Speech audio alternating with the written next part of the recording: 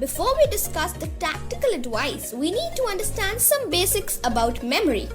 Collecting small processes. The act of memorization can be thought of as action of smaller processes. We are going to focus on two in particular, encoding and retrieval. Encoding is the process of creating new memories and retrieval is the process of accessing them. If Billy wants to ace his exam, he needs to optimize both of these processes. So let's start by taking a look at the process of encoding.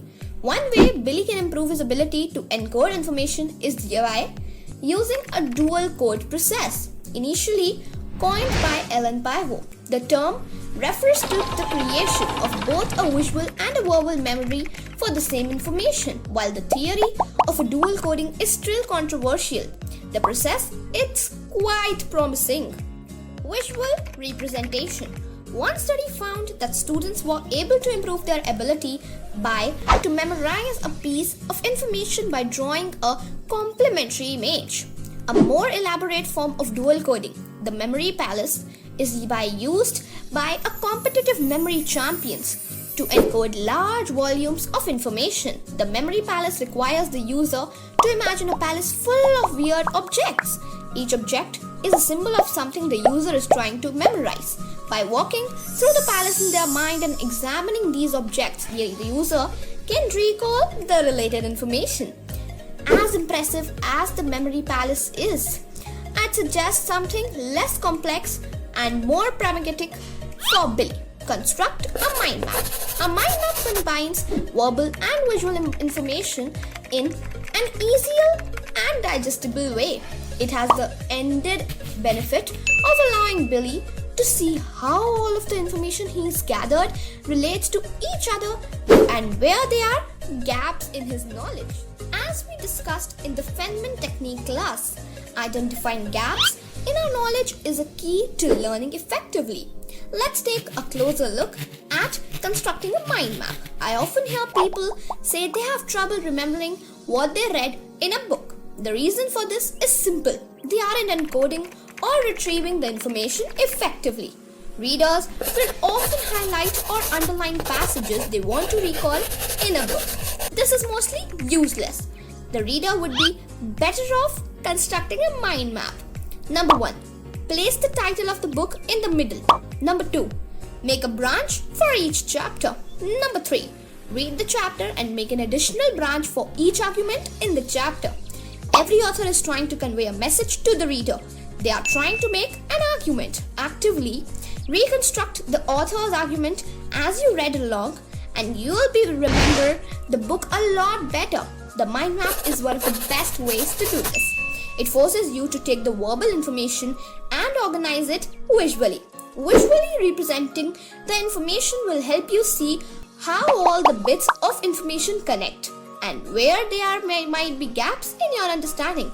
As a result, you will have a greater comprehension of the material, which will make it easier to remember. Of course, encoding is just one half of the puzzle. The retrieval. The other and arguably more important half is retrieval. Studies show that we can retain information for much longer when we repeatedly retrieve it from our memory. Memory is strengthened with each subsequent retrieval. Furthermore, studies show that our memories are strongest when our retrieval sessions are spaced apart.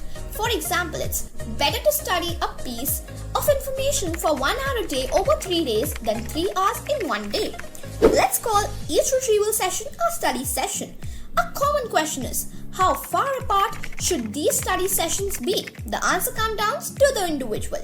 How far away the test is, the difficulty of the material, and how much time is available. But a good system to use is the linear system. The intervals between each successful study session should be increased. In this case, successful means you correctly recalled the information you were trying to memorize. For example, you may want to recall some information after 1 day, and if you're successful, try again in 2 days, then 3, then 5, then 9, and so on. Let's call this the linear hierarchy. Everyone's hierarchy will look different depending on many factors, and it comes down to the individual to optimize their own. However, If you fail to recall a piece of information on the ninth day, for example, you have to reset its position in the hierarchy. You have to bring it back to the beginning. If I fail to recall it on the ninth day, I will have to try again after 1 day, then 2, then 5, and so on. Each successful movement up the hierarchy will strengthen that memory. If you start this spaced and repeated retrieval at the beginning of a semester, you probably won't have to study much at the end. Most of the information will be already solidified in your memory. Naturally, I know a lot of people that are going to be watching this in preparation for an upcoming exam. The system still works for cramming. You just have to use much shorter intervals. When I had to cram hundreds of flash, I would use intervals of 1 minute, 10 minutes, 30 minutes, an hour, 5 hours, then 24 hours. Of course, cramming isn't recommended, but using spaced and repeated retrieval can make it more efficient. You won't waste time going over the same information over and over again. We have optimized the processes of encoding and retrieval independently.